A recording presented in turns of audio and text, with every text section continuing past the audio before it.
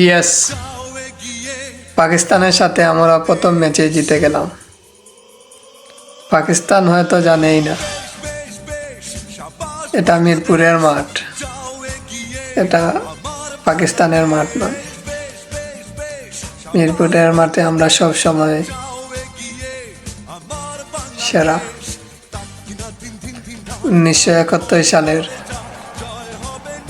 পাকিস্তানকে যেভাবে হারিয়েছিলাম, আজও প্রথম ম্যাচে ওদেরকে হারিয়ে দিলাম। মাত্র 15 ওভার 3 বলেই উইন হয়ে গেলাম।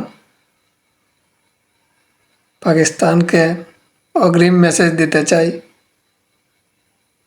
আমরা হোয়াইট ওয়াশ করব।